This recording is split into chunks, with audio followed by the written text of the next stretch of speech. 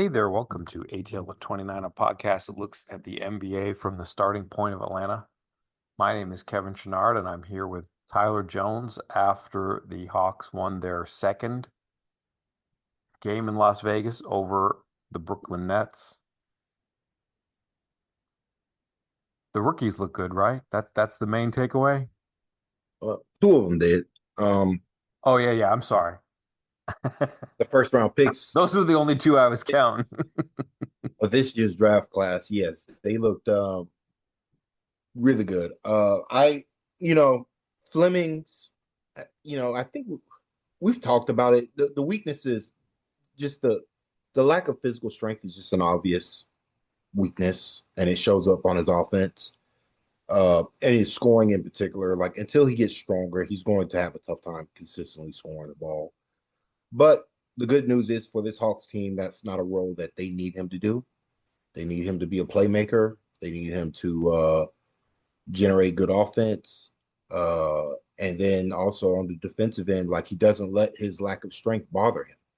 And I thought you saw him. I thought I saw a kid battling all game, despite, really not having the support. He just didn't have the support that he needed.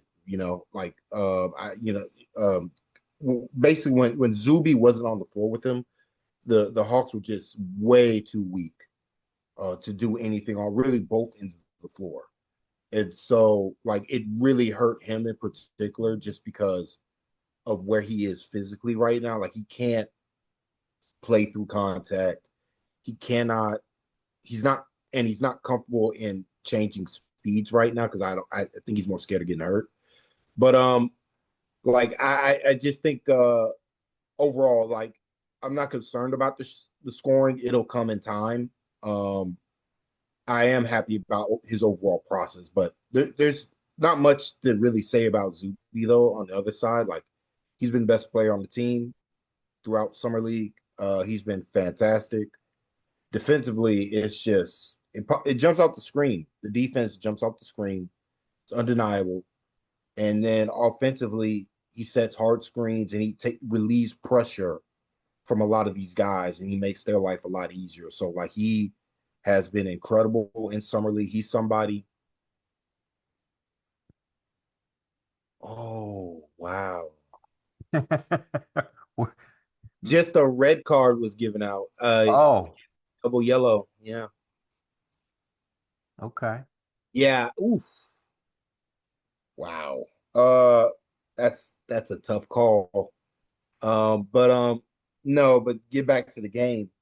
Like Zuby. I mean, what is there really to say? Like he's somebody who I think can help the Hawks right away. You know, whether it be at probably he's more of a center than a power forward, really. But I think he can help. I think he can overall help the team. So he's been fantastic. Yeah, I think the maybe the thing that I'm most impressed with from Zuby this summer is how good he is in the situation where he needs to like hedge and recover. He can help his ball handler stop the penetration and still get back to his man and really not have it be much of a disadvantage. Like he's still getting good position when he gets back. So Yeah.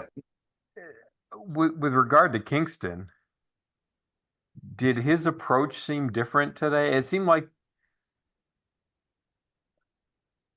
not like in a faulty way, but it just felt like maybe somebody was telling him, "Hey, be more aggressive. Look for it more. You don't have to get off the ball every single time." Because it seemed like there were some times where, the defense would put two on the ball and he would just try to keep going anyways.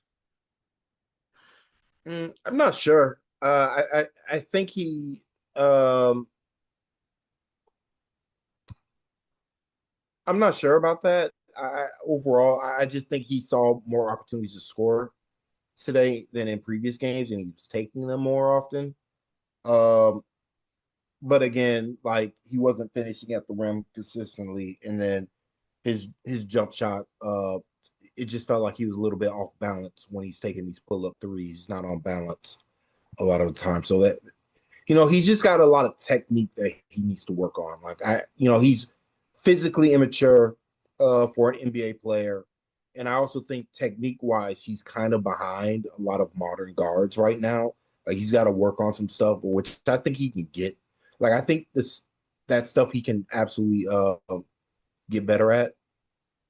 So we'll see how he goes, how he looks going forward in October. That's kind of what I'm more interested in with him right now, just because right now it's just like, especially in summer league, the lack of shooting and the teams are absolutely like keying in on him uh on offense. Like they're really like hammering his weak spots right now. They're not letting him get to his mid ranger. They have that pretty well scouted. So it's just like, and he's pretty much the top of the assignment. Like a lot of this is just not going to be the situation that he's going to be arriving in Atlanta. He's going to be the backup point guard, most likely, uh, playing limited minutes, but playing alongside better shooters, better playmakers, better finishers. And so he's probably going to look a lot better in a more spaced environment than what he has right now. I think that's why you see the Hawks start the two guards who are shooters instead of like Kobe Johnson and stuff like that, because they want him next to shooting to really juice up his offense. But they really can't compete playing that way if they want to win games. So that's why you see, like, to me, that's more of the issue with his offense right now. It's just like the other four guys he's playing with aren't, it's not the best support that he has, which is honestly kind of an indictment on Ace and Newell offensively. I want to say, just like he's not helping Flemings at all, and like he's not helping his team. I We'll get there. I want to talk about that, but before we leave Kingston, when you say that he's not advanced technique wise, or that's a bad paraphrase, but you said something similar to that a minute ago. What do you mean? Is that like a creating an edge with his dribbling sort of thing, or what are we talking about there? I think one of the examples, I forget his name. One of the guards came in for the Hawks. He beat, like, I don't know which one it was, but regardless, he beat his man, and then he slowed down his dribble in order to generate a foul. Like he beat him, then he slowed it down, then he got fouled, and then he put a shot up, and he got to the free throw line. That's very basic stuff. Flemings will beat his man and then concede the advantage by not pressing the issue, by going full speed, stopping his dribble, going full speed to the rim where he doesn't really have an angle to score, or stopping his dribble, conceding his advantage. Like he too often, what he's not doing is mixing up his pace on his dribble drives. And so it's allowing the defender to get back into the play. Like, oh, if the defender knows the speed that you're going at, he can get there, just based on timing, because again, he's a bigger player.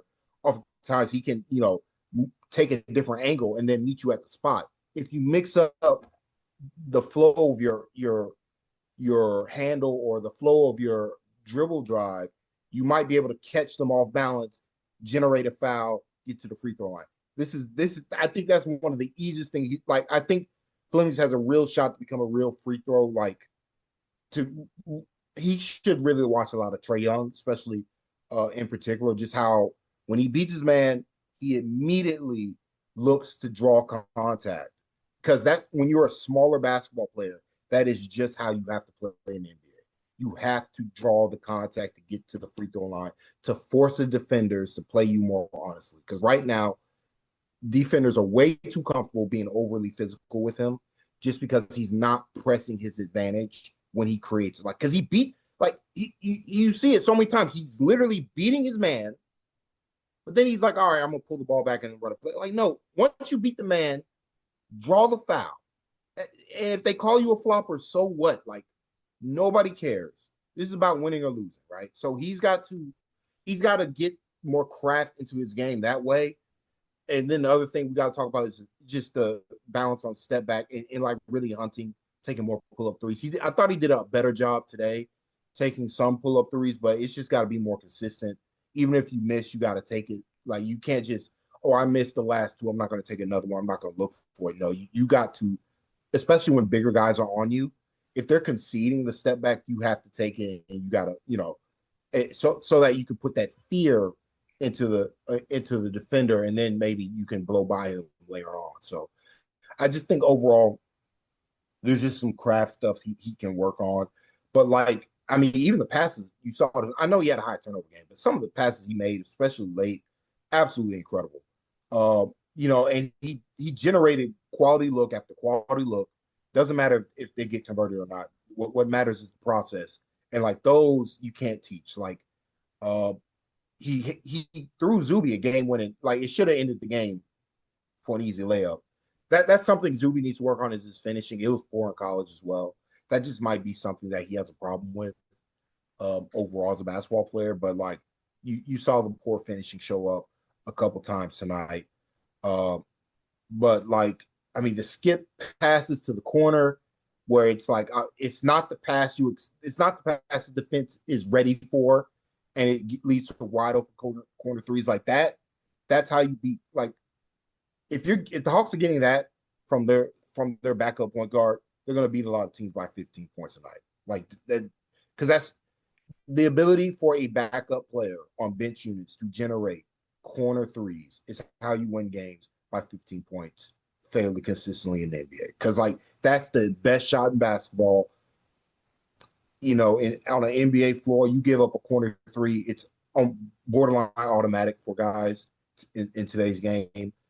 So like I think if he's able to do that consistently on an NBA floor, again considering the fact that on an NBA floor he's going to have more consistent shooters playing alongside more consistent shooters, also playing alongside better basketball players overall.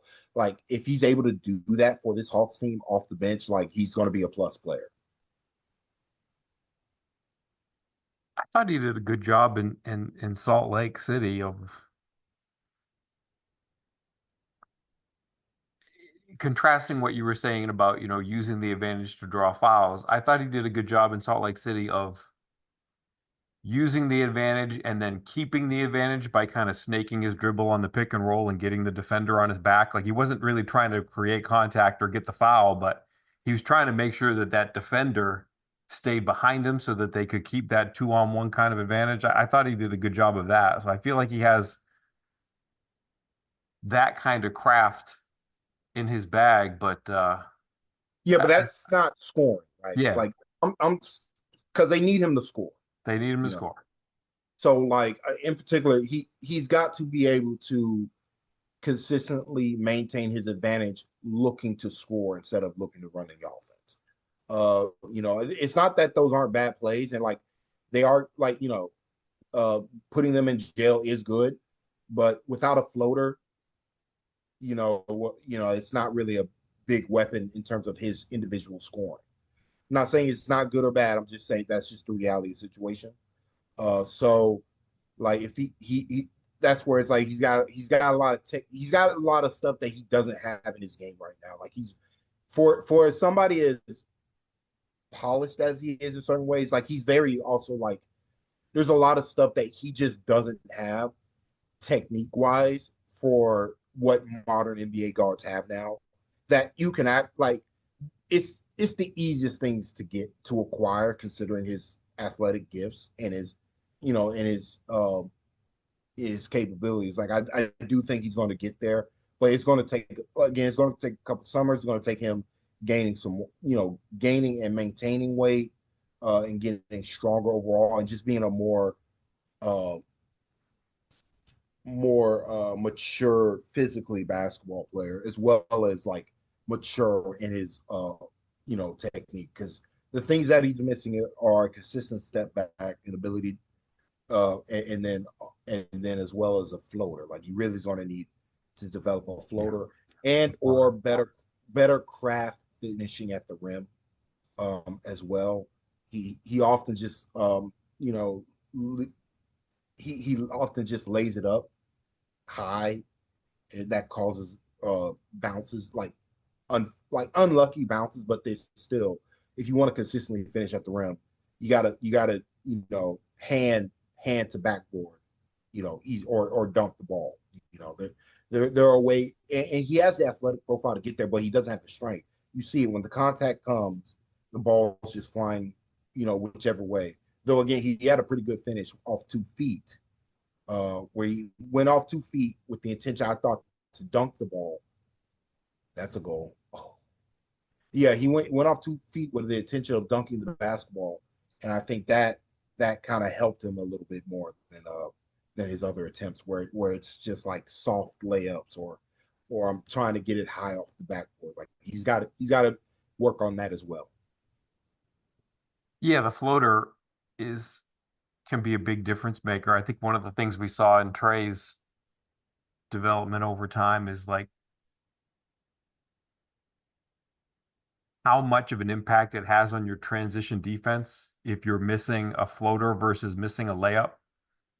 Because if you take that shot going for a layup and you basically landing out of bounds and it takes a bounce and misses, that's the best kind of defensive rebound you can get because it's really going to put your team in a opportune situation for some transition offense. Where if you take a floater in that situation, your defense has a little bit more time to set up. You're not going to quite get, it's not quite the same kind of guarantee that there's going to be an odd numbered rush going the other way. And with somebody who's as persistent at fighting on that kind of stuff as Fleming's, like he's the kind of player who can get back into the play, just kind of will himself back into the play. Like it, a floater would be a really good weapon for him.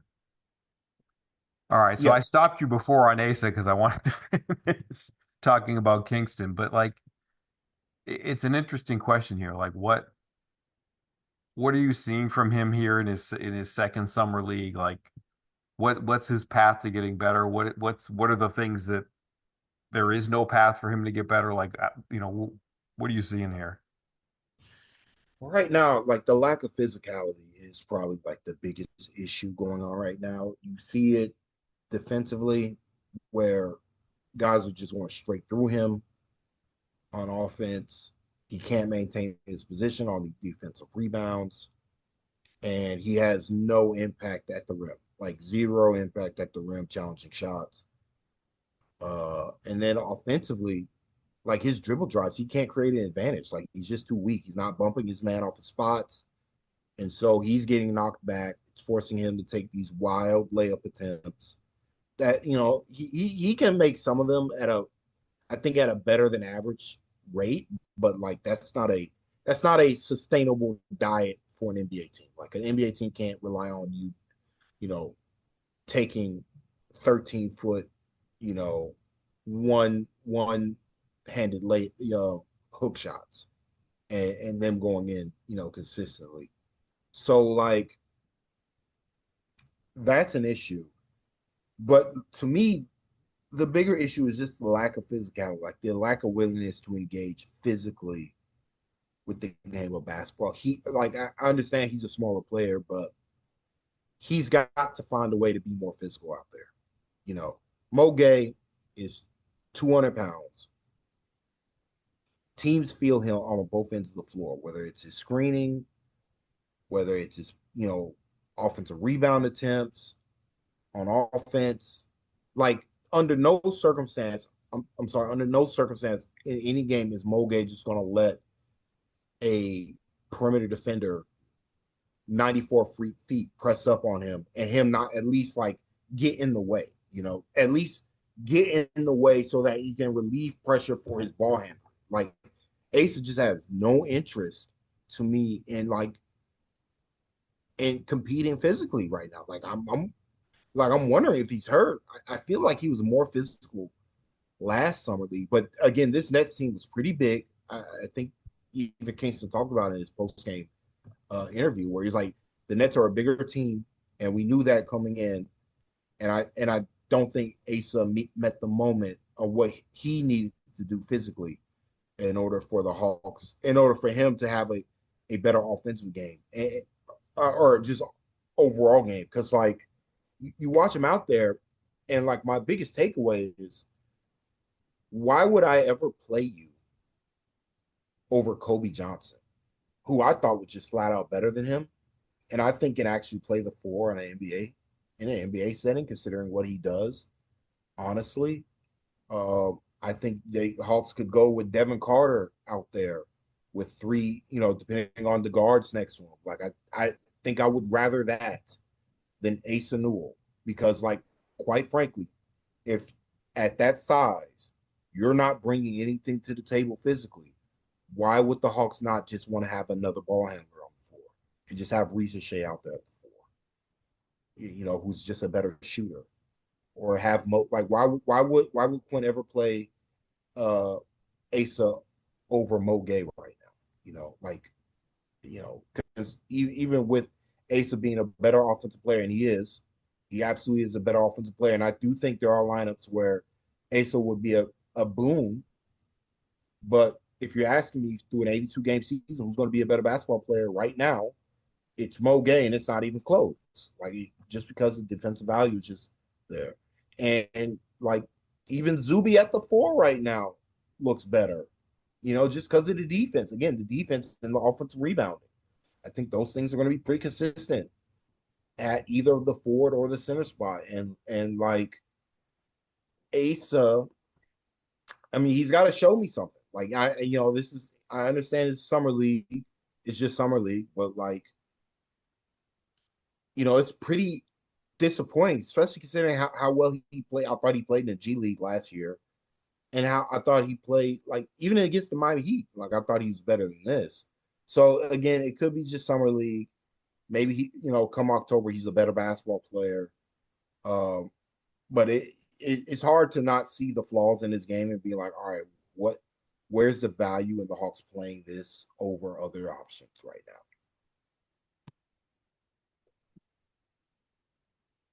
Is there a path to get something out of him offensively? Like what? I agree with you. Like too much of what his offense has been in these summer league games has been try to get a drive going, not be terribly successful with it, put some kind of not desperate shot, but it's certainly not a high leverage shot up. And he's made a fair number of them, but like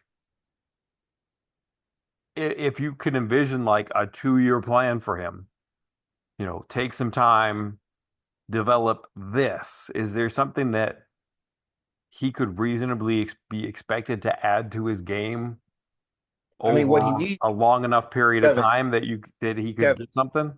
what he needs is a right hand. His inability to use his right hand is just a killer. Like it kills his options. Like it literally just kills his options. Teams know he's not going to his right hand. And so like he's very limited in what he can do when you consider the fact he doesn't have that many physical advantages over other NBA players. Uh like you could be like, I think the comparison often people make is John Collins.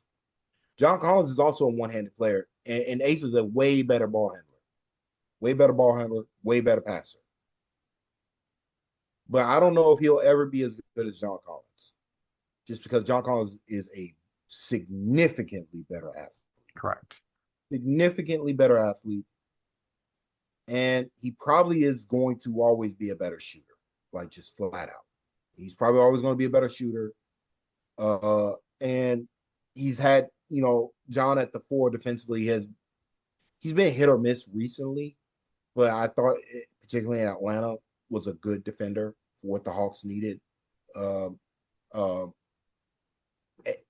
it's just hard. I think I I I think it's just the lack of explosion athletically combined with being a one-handed player is really hurting him right now. Like he's got to figure out a counter with his right hand to keep defenders honest. Because like the NBA, like these defenders are just playing him for his left, and it's forcing him into limited options with what he can do with the ball in his hands. That's why he's just not able to do much right now. Like he's just not really a factor on the offensive side of the floor when everything considered. Compared, like you compare him to Zuby right now, like it's pretty clear the Hawks, his teammates, they trust Zuby with the ball in his hands more than they trust Asa. They trust Zuby to make the right. They trust Zuby just because physically he's going to make the he's going to maintain advantages. He's going to make the right play. Um, Whereas Asa, like right now, if he's not taking the open catch and shoot 3-pointer, it's just a fake. Like it's the defense feels like they won the possession. Like if he's driving, they feel like the defender feels like they won a possession. With Zuby, if he drives, he's going to generate contact, or he's going to generate a good layup attempt for himself. It's hard to not notice that massive difference between the two of those guys right now. Uh, just purely on offense, even though Asa is a better shooter right now and is a better finisher at the rim, but it doesn't matter. Like it kind of doesn't matter, you know. Yeah. If you physically can't get there, you you, NBA teams don't care that you're that good of a finisher. That because he has great touch with his left hand, but no right hand makes it very easy for him to be defended. He doesn't take it. He needs to take more threes right now in the interim if he wants to be better for this Hawks team. Just in the interim, but like long term, he's got to get a right hand. He's got to figure out some way to drive and finish with his right hand. Like he's got to work on that. Like that has to be the thing, considering the fact that he does not have the length to just be a one-handed player. Like he doesn't have the size and length to be one-handed player. And even those guys, like in an NBA floor, if you're a one-handed basketball player, like you're going to get found out pretty quickly. So you have to develop a counter. And like until Asa develops a counter, he's just going to be behind a lot of guys on this, even on this Hawks roster right now.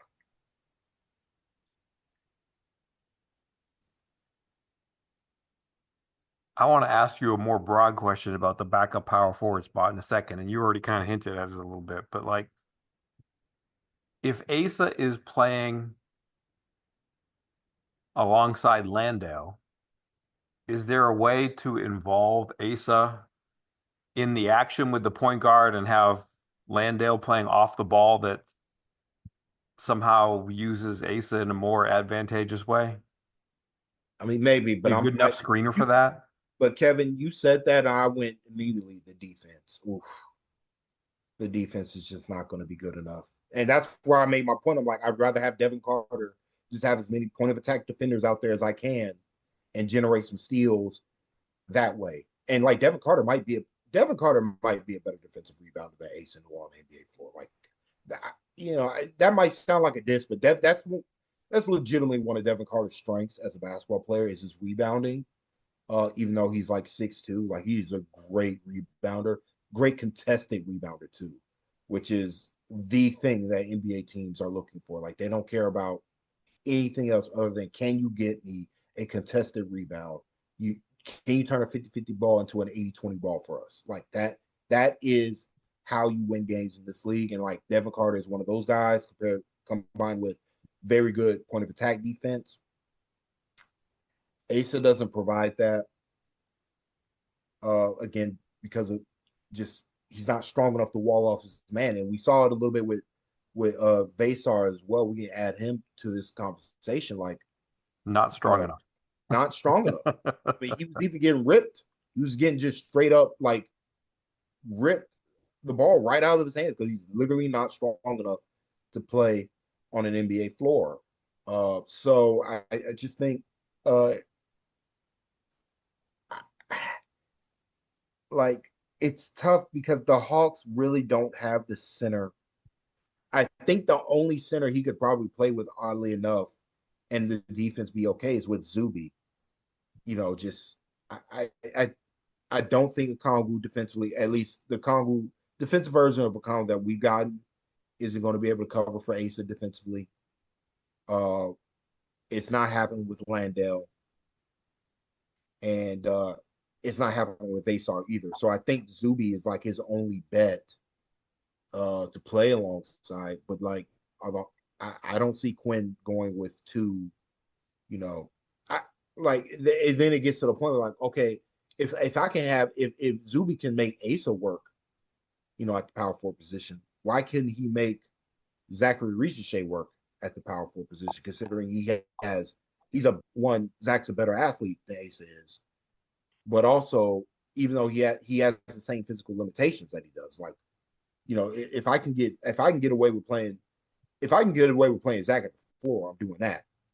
So I just I think Asa right now, you know, I don't see Summer League turning around for him overall, but it's not over per se for him. But he's got to like he doesn't have to be have an elite offhand, but he has to have something for defenders to think about. You know, I think like take Dyson Daniels this past season.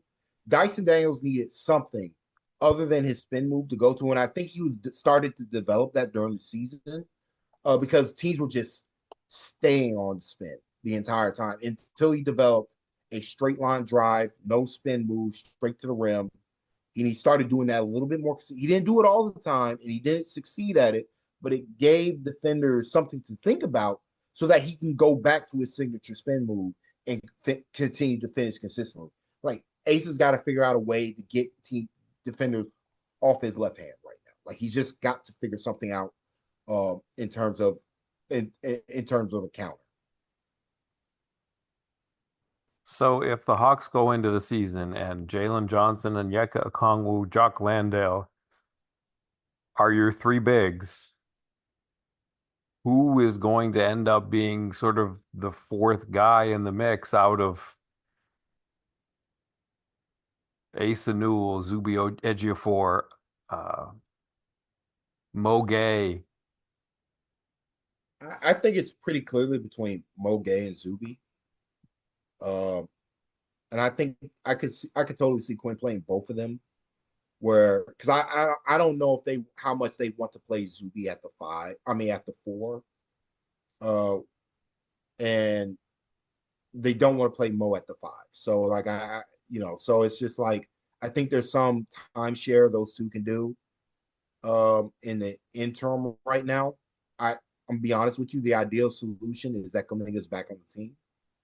And this is just not a conversation. You just play Kaminga. I was trying to get that name in there, but you stopped me before I finished my list. I mean, it's the obvious guy, right? You have Yeah. Kaminga, don't have to worry about any of this, but backup power forward is going to be an interesting, topic of conversation. If Kaminga is not back, I do think Quinn's going to want to get creative and try different things. Like he's going to have to try some different stuff. Could you Because play Zuby with Jalen and Onyeka with Jock?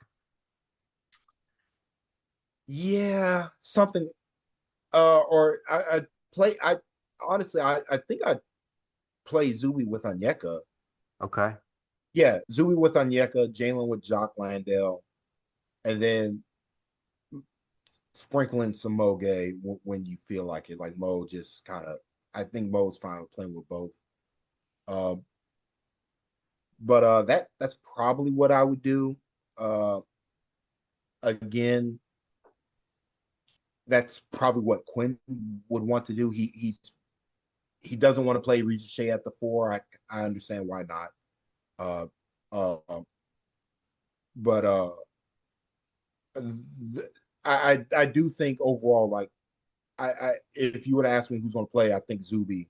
I who's winning like the battle in terms of the guys in the summer league. These bigs, Zuby's going away with it, and his real competition is with Mo Gay, and I think he's better than Mo. Like I just think offensively, he's just way better than Mo Gay, and you're getting the same value defensively.